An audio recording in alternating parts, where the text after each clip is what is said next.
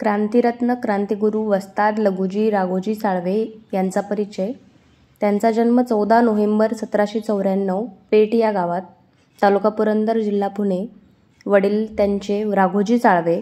त्यांच्या आईचे नाव विठाबाई राघोजी साळवे. त्यांना माहेरी गयाबाई म्हणून ओळखले जात होते.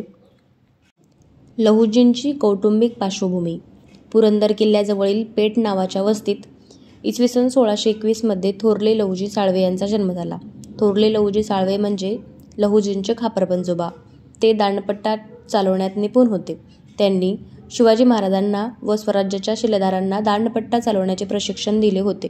त्याचाच उपयोग अफजलखान बेटीत जिवा महालांना महाराजांवरील वार झेलण्यास झाला होता. थोरले लहुजी साळवे यांनी दाखवलेल्या या शौर्यामुळे 6 जून 1674 रोजी महाराज्याभिषेक दिनी महाराजांनी त्यांना राऊत पदवी दिली आणि त्यांचा सन्मान केला.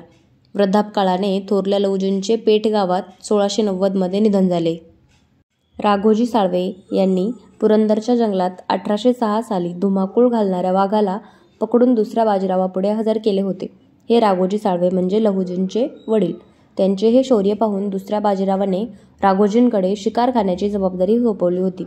1817च्या युद्धजन्य परिस्थितीत राघोजींवर पुण्यातील शस्त्रागाराची महत्त्वपूर्ण जबाबदारी सोपवण्यात आलेली होती.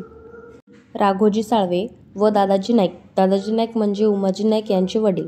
हे दोघेही पुरंदरचे रखवालदार व दोघांची गावही एकच असल्याने लहुजी साळवे आणि उमाजी नाईक यांचे बालपण 1794 ते 1810 दरम्यान एकत्र गेलेले होते. राघोजी साळवे यांनी लहान लहुजींसाठी काशीनाथ लोहारांकडून छोटा दांडपट्टा व छोटी ढाल तलवार प्रशिक्षण देण्यासाठी बनवून घेतली होती. लहुजींनी 1816 मध्ये फलटणमध्ये एक कुस्ती जिंकली. त्या कुस्तीत त्यांनी पंजाब प्रांतातून आलेल्या 7 फुटी पहिलवान किजन पठाण यांना हरवले. त्यामुळे त्यांना फलटणच्या निंबाळकर महाराजांनी बक्षीस म्हणून 1 सोन्याचा कडा आणि 11 मोहरा दिले होते. राघोजी साळवे यांनी लहुजींना सैन्यात नोकरी मिळावी म्हणून पेशव्यांकडे प्रस्ताव ठेवला होता. लहुजींची कर्तबगारी पाहून त्यावेळी पेशव्यांनी 1811 मध्ये जानाई माळावर नाकेदार म्हणून त्यांची नेमणूक केली. नोव्हेंबर 1817 मध्ये खडकी युद्धात राघोजी साळवेंना वीरमरण आले. आपल्या पित्याच्या रक्तात एक दगड भिजवून जोपर्यंत या देशातून इंग्रजांची सत्ता नेस्तनाबूत करणार नाही तोपर्यंत मी स्वस्थ बसणार नाही, अशी प्रतिज्ञा लहुजींनी केली होती. राघोजी साळवे यांची समाधी मुंबई पुणे महामार्गावर वाकडेवाडीजवळ संगमवाडीत असून ती मांगीर बाबा म्हणून ओळखली जाते. अस्पृश्य बांधवांचा पाण्याचा प्रश्न सोडवण्यासाठी लहुजींनी सर्व अस्पृश्य समाज बांधवांना एकत्र करून 1823 मध्ये पुण्यातील गंज पेठेत सार्वजनिक विहिरीचे बांधकाम केले. कोरेगाव भीमा लढाईत लहुजींनी तटस्थतेचे धोरण स्वीकारले. कारण या लढाईत ब्रिटिशांनी आमचे युद्ध हे बाजीरावाशी आहे, आम्हाला छत्रपतींचे राज्य कायम ठेवायचे आहे, असा लिखित जाहीरनामा प्रसिद्ध केला होता. 1852 मध्ये अस्पृश्य मुलामुलींसाठी महात्मा ज्योतिराव फुलेंनी शाळा सुरू केली.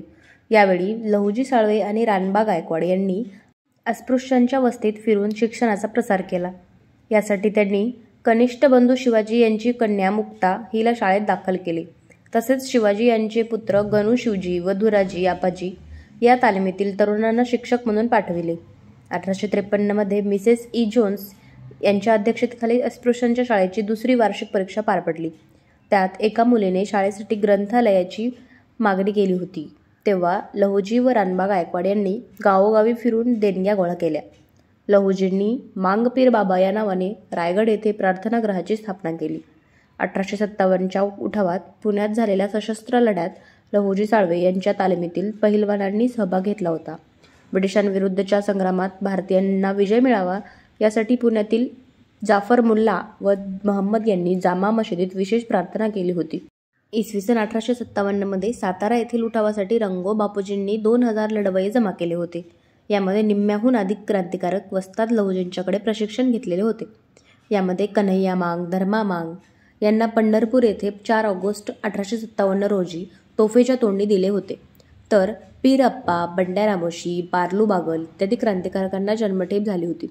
त्यानंतर इतर क्रांतिकारकांना 7 डिसेंबर 1857 रोजी सातारच्या गेडण्यावाळावर फाशी देण्यात आली. यात बालिया मांग, योरिया मांग, नाथ्या मांग, एल्या मांग यांचा समावेश होता. पुणे तालीम संघ. पेशवाईच्या अस्तानंतर लहुजींनी इसवी सन 1822 मध्ये पुण्यात सशस्त्र तालिमीची स्थापना करून ब्रिटिश सत्तेचा प्रतिकार करण्यासाठी भारतीय तरुणांना शस्त्रविद्येबरोबर क्रांतीचे धडे त्यांनी दिले. यात महात्मा ज्योतिराव फुले, सदाशिव गोवंडे, सखाराम परांजपे, मोरो विठ्ठल वाळवेकर, अण्णासाहेब पटवर्धन, लोकमान्य टिळक यांचा समावेश होता. ऑक्टोबर 1822 मध्ये लहुजी साळवे यांनी पुण्यात सशस्त्र तालमीची स्थापना केली. पुण्यातील नामांकित व्यक्ती रास्ते सरदार यांनी तालमीचे उद्घाटन केले होते. या काळात पुण्यात काही तालमी अस्तित्वात होत्या. यामध्ये चिंचेची तालीम, गुलगे तालीम, रतन भारती तालीम, काशीगीर तालीम, नगरकर तालीम, खडेगीर तालीम, कुंजीर तालीम आणि गवळी तालीम यांचा समावेश होता.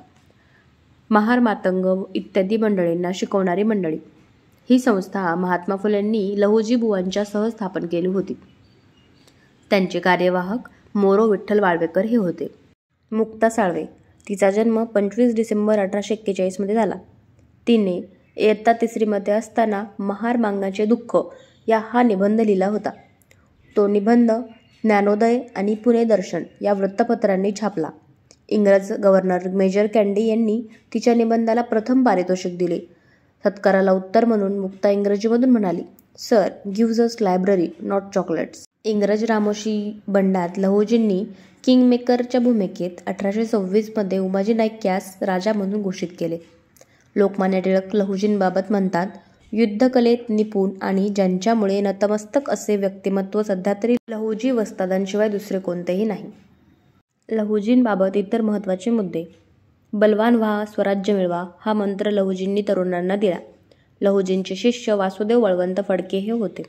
फडकेंनी जेव्हा क्रांतीचा विचार केला तेव्हा शस्त्रे चालवता आली पाहिजेत याकरिता पुण्यामध्ये एकमेव नाव होते, लहुजी वस्ताद. ज्यांच्याकडे जाऊन ते मल्लविद्या शिकले. दांडपट्टा चालवण्यात ते पटाईत होते. ते त्यांचे आवडते शस्त्र होते. घोडेस्वारीचे शिक्षण त्यांनी रानबा महार यांच्याकडे घेतले. 20 जुलै 1879 वासुदेव बळवंत फडके यांना देवर नावडगाव मुक्कामी रात्री झोपेत असताना पकडले व खटला भरला. या आपल्या लाडक्या शिष्याला फाशी झाल्यानंतर लहुजींना संगम पुलाच्या बाजूस एकांतवासात फिरताना अनेकांनी पाहिले होते. लहुजींनी पाहिलेल्या क्रांतिसूर्याची ज्योत वासुदेव बळवंत फडकेंच्या रूपाने पेटली होती. त्यांच्या प्रिय शिष्याला झालेली काळ्या पाण्याची शिक्षा ऐकून ते व्यथित झाले, कारण आयुष्यभर जोपासलेली क्रांतीची ज्योत विझली होती. 17 फेब्रुवारी 1881 रोजी लहुजींची प्राणज्योत मालवली.